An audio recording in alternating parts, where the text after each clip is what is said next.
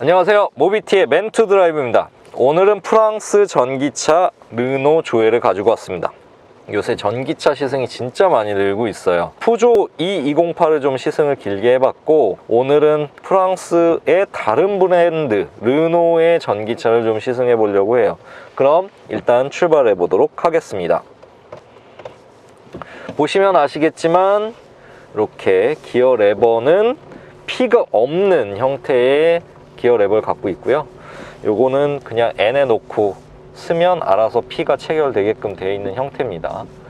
일단은 푸조하고 이 르노하고의 이 큰 차이점을 보시면 약간 푸조는 더 고급스러운 느낌이 좀 더 강했고, 르노는 약간 실용성이 좀 더 강하다라는 느낌을 차 디자인만 봐도 좀 아실 수 있을 것 같아요. 지금 타자마자 느낀 거는 푸조 대비 핸들이 정말 커요. 저 이거 푸조 핸들 만지다 이 핸들 만지니까 무슨 트럭 모는 것 같은 느낌이 듭니다. 하지만 뭐 핸들 동그랗게 아주 이쁘게 생겼고요. 역시 전기차들은 항상 파란색 좋아해요. 여기 보면 마크 주변에 파란색을 이미 두르고 있습니다. 그래서 이게 전기차라는 걸 좀 알려주고 있고요.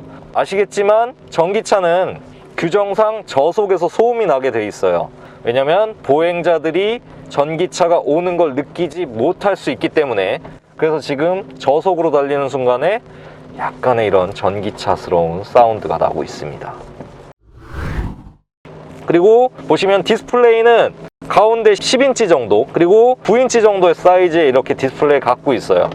사실 조엘의 장점은 푸조에 비해서는 이런 디스플레이 사이즈도 크고 동작하는 게 조금 더 태블릿에 가깝기 때문에 소비자들이 보기엔 좀 익숙해요. 이미 르노, 삼성 오너들 같은 경우에는 큰 차이가 나지 않기 때문에 사실 전기차와 이런 일반 내연기관 차의 격차가 조금 적게 느껴질 수가 있습니다. 어떤 전기차도 마찬가지지만 사실 전기차는 가속감이 참 좋은 편이에요.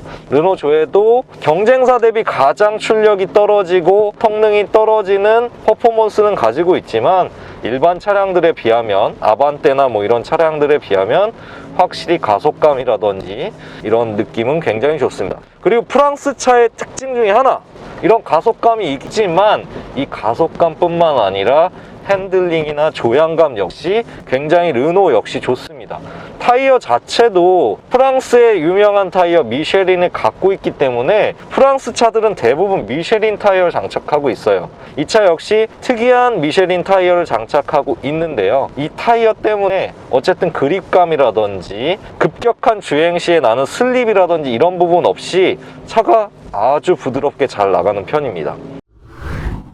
전기차를 입문하는 데 있어서는 불편함이 없다라는 거. 그리고 그 외에 이제 기본적인 사양들이 제가 달려봤었을 때나 전체적인 움직임이나 모든 것들이 사실 불편한 건 없었어요. 시트 자체도 조작을 못할 뿐이지 착자감이 나쁘거나 뭐 장거리를 주행하거나 불편하지는 않았어요.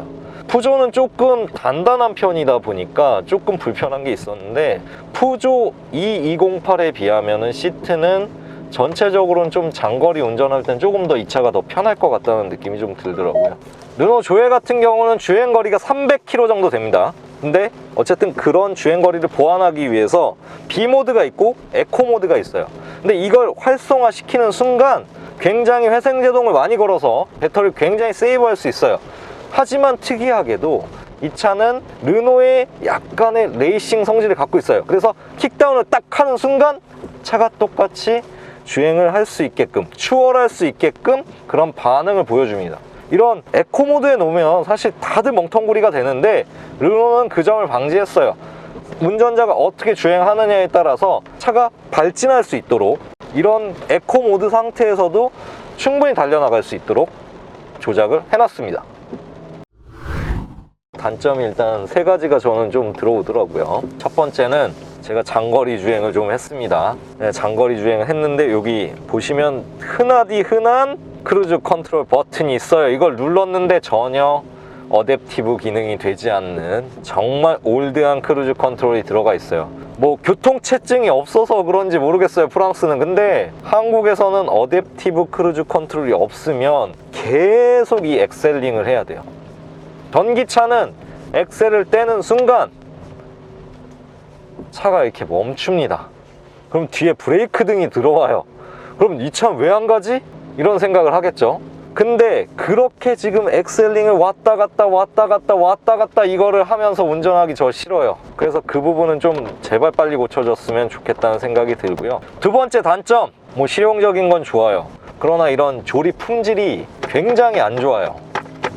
이런 조립 품질은 르노라고 하더라도 좀 노력을 좀 했으면 좋겠어요. 이런 버튼류의 이런 감성이나 이런 것들이 너무 아쉬워요. 이런 눌림 버튼 상태 자체가. 그래서 저는 이 차가 조금 더 르노에서 신경을 좀 써서 만들어야 되지 않나 라는 생각이 들어요. 물론 전기차가 초창기이기 때문에 내연기관에 많은 것들을 가지고 왔을 거예요. 하지만 그렇다고 하더라도 전기차이기 때문에 신경을 써야 다음 모델에 더 관심을 갖는데 아직 조회는 그 부분까지는 이르지는 못한 것 같다는 생각이 들어요. 마지막 단점은 사실 큰 단점은 아닌데 이런 옵션들이 조금 빈약해요. 뭐 이렇게 지금 보시면 썬루프를 달 수도 없고요. 전반적으로 뭐 새로운 기능들을 넣을 수 있는 게 사실 없어요. 그러다 보니까 약간 실용성에 굉장히 초점이 맞춰져 있고, 그걸 아는지 유럽 사람들은 정말 이 차를 좋아해서 굉장히 20만 대 이상 팔렸더라고요. 아, 이게 아무래도 유럽 지역은 어떤 특정이 있어서 그런지 모르겠지만 그 도심에서만 많이 움직이나 봐요. 그래서 별로 장거리나 뭐 이런 거에 대한 욕심이 전기차에 별로 없어요.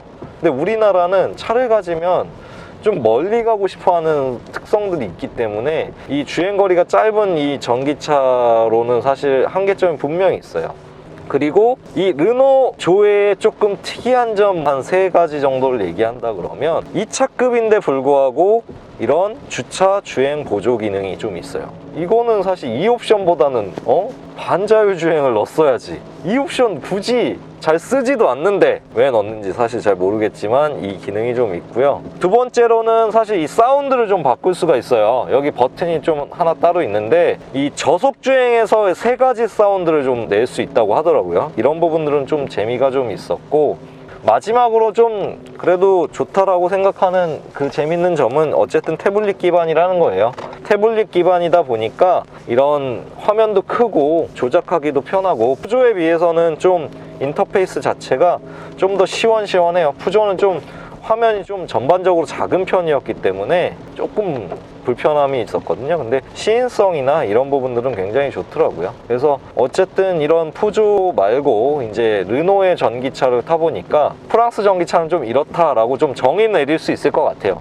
주행 감성 자체는 내연기관과 많이 차이를 두지 않으면서 핸들링이라든지 주행 품질, 특히나 타이어 같은 경우에 굉장히 신경을 많이 쓰기 때문에 차의 주행 감성 자체는 굉장히 좋다. 한국 소비자들한테 아직 닿을 수 있는 그런 품질이나 옵션이나 전반적인 게 아직은 닿지 못한다. 기준이 우리나라는 이미 현대기아차의 굉장한 풀옵션들에 익숙해져 있어요. 반자율주행 역시 그 정도 수준이 되지 않으면 인정하지 않을 거예요. 그래서 다음 모델이 나올 때는 푸조든 르노든 어떤 프랑스산 전기차가 들어오든 적어도 그 정도 공부는 하고 한국 시장에 노크를 해야 되지 않을까 하는 생각이 듭니다. 이렇게 오늘 르노 조회를 타면서 프랑스산 전기차를 조금 정리해 봤는데요. 그래도 어쨌든 실용적인 부분에 있어서 굉장히 합격적인 차였습니다. 시내에서 고속에서 큰 불편함은 없었어요. 이 단점들만 제발 좀 빨리 고쳐주길 바랍니다. 이상 맨투드라이브였습니다.